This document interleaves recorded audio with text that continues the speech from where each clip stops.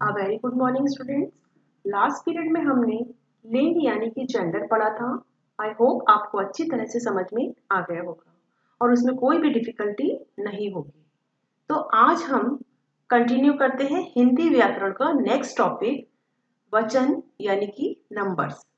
वचन का शाब्दिक अर्थ होता है संख्या यानी कि नंबर्स। शब्द के जिस रूप से संख्या का पता चलता है या बोध होता है उसे हिंदी व्याकरण में वचन कहते हैं। दूसरे शब्दों में संज्ञा, सर्वनाम, विशेषण और क्रिया के जिस रूप से संख्या का बोध हो उसे वचन कहते हैं। अर्थात जिस रूप से किसी व्यक्ति, किसी वस्तु के एक या एक से अधिक होने का पता चलता है उसे वचन कहते हैं। जैसे लड़की खेलती है। अब इसमें लड़की क्या है? एक लड़की के बारे में बताया है, तो ये है एक वचन।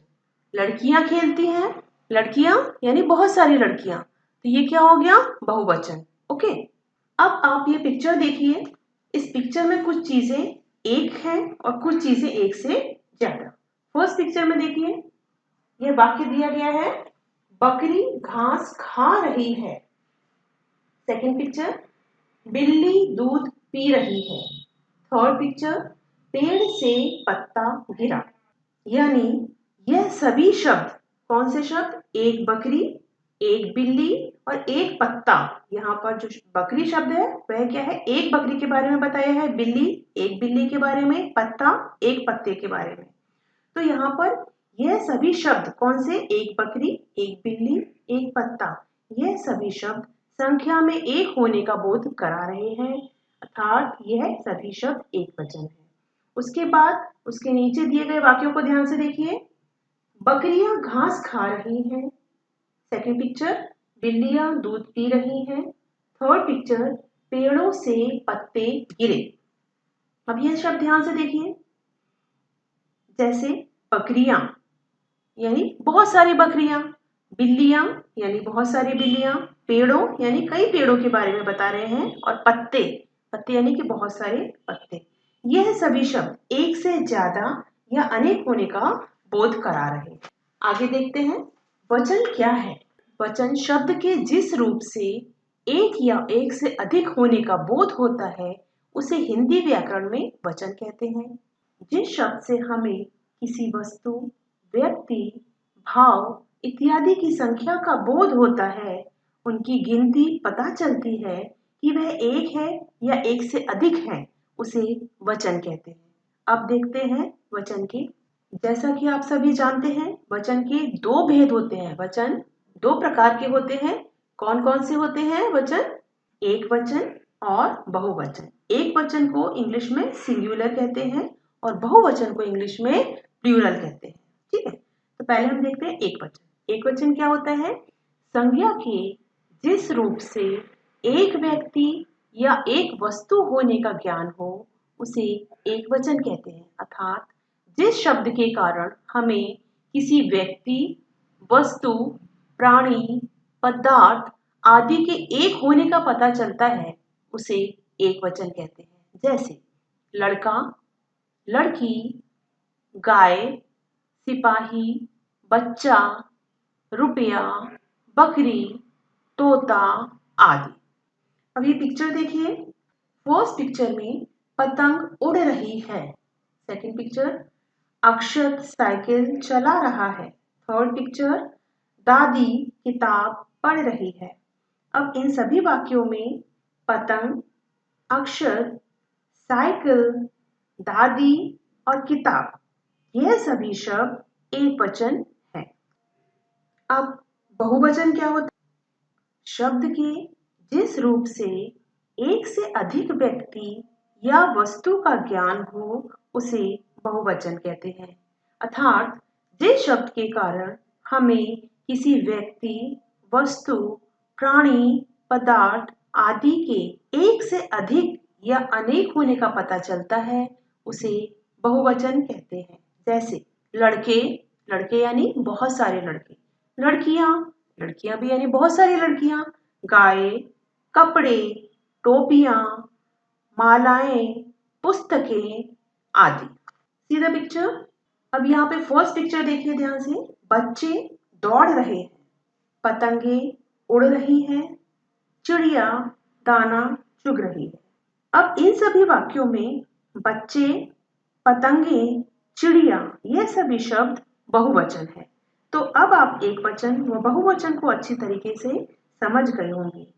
अब एग्जाम में एक वचन से बहुवचन में बदलने के लिए आता है या फिर बहुवचन से एक वचन में भी बदलने के लिए आता है।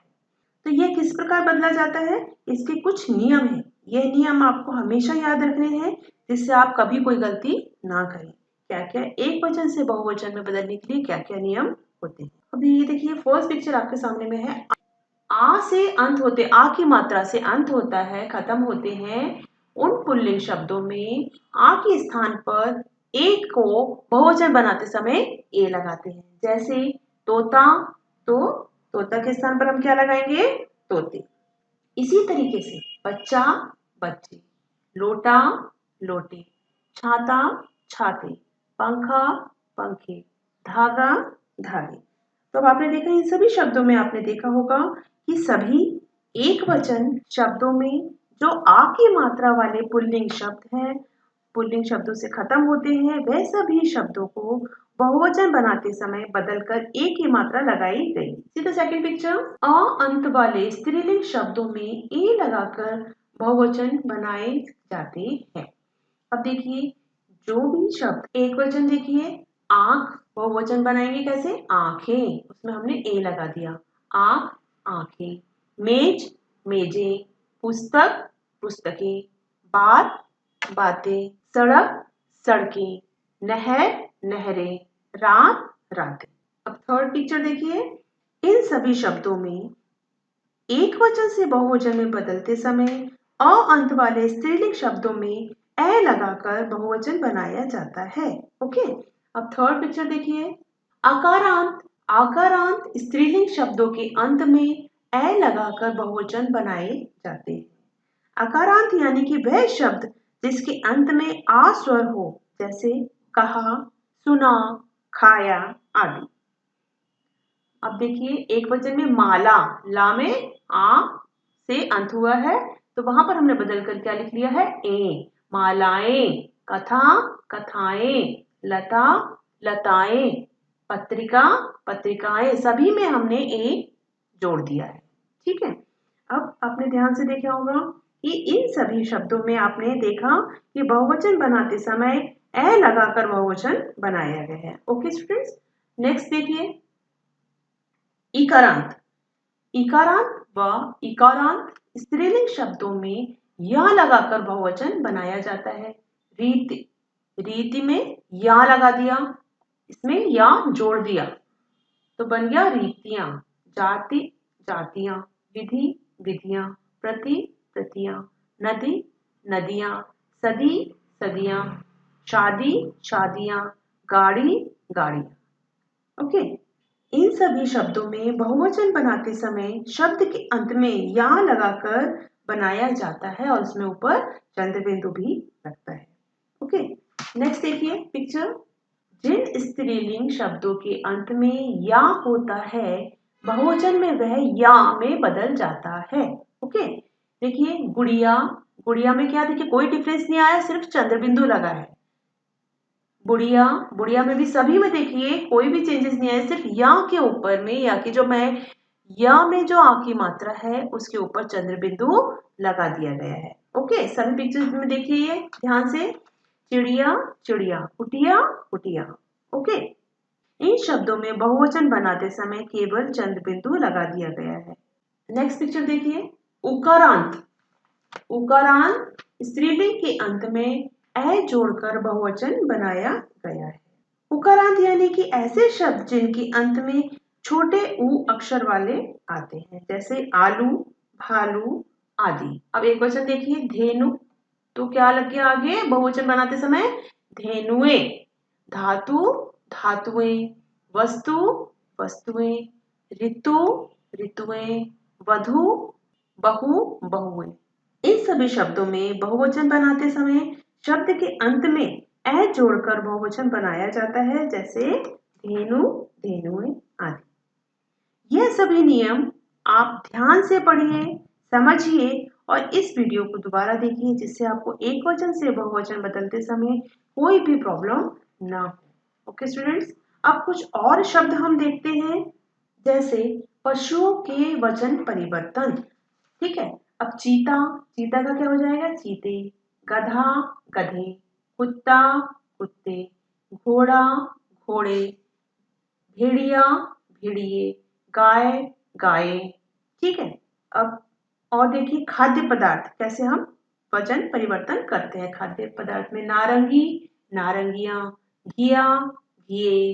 दाल, दालें। गाजर, गाजरें। खीरा, खीरे आदि। उसके बाद नेक्स्ट पिक्चर देखिए, पक्षी, जीव, जंतु, कीट पतंगों के वचन परिवर्तन। मक्खी, मक्खियां। गिलहरी, गिलहरियां। मछली, मछलियां। मकड़ी, मकड़ियां आदि। नेक्स्ट पिक्चर, शिक्षा संबंधी शब्द यानी घंटी, घंटी को कैसे वचन परिवर्तन करेंगे? घंटियां। कुर्सी, कुर्सियां। किताब, किताबें। झूला, झूले। बस्ता, बस्ते आदि। एग्जाम में आपको एक वचन से बहुवचन बदलने के लिए भी आ सकता है और बहुवचन से एक वचन बदलने के लिए भी आ सकता है। एक आपको इस तरीके से भी आ सकता है कि आपको पूरा वाक्य दिया रहेगा, जैसे ऐसा मौका कभी नहीं मिलेगा। अब यहाँ पे मौका तो शब्द उसको अंडरलाइन किया जाएगा और मौका क्या है? एक वचन। तो आपको बोला जाएगा इसको बहुवचन में बदलकर वाक्य दोबारा से लिखिए। ऐसे तो आप कैसे लिखेंगे? ऐसे मौके कभी नहीं मिलेंगे। इस तरह से वाक्य भी दिया रह सकता है, शब्दों को बहुवचन करके लिखो। अब बरसात में कपड़ा खराब हो जाता है, इसमें कपड़ा की जगह आप क्या लिखेंगे बहुवचन में? कपड़े। इस तरीके से आपको वचन बदलने के लिए आ सकता है। यदि आप यह सभी नियम ध्यान से पढ़ेंगे, समझेंगे, तो आपको वचन बदलते समय कोई भी प्रॉब्लम नहीं आएगी। तो एक बार फिर से मैं बोल रही हूँ, एक बार फिर से सभी नियम आप ध्यान से पढ़िए, समझिए और उसको आगे जब भी आप वचन बदलेंगे तो उसको ध्यान से करिए। Okay students, stay home, be safe, thank you, have a nice day.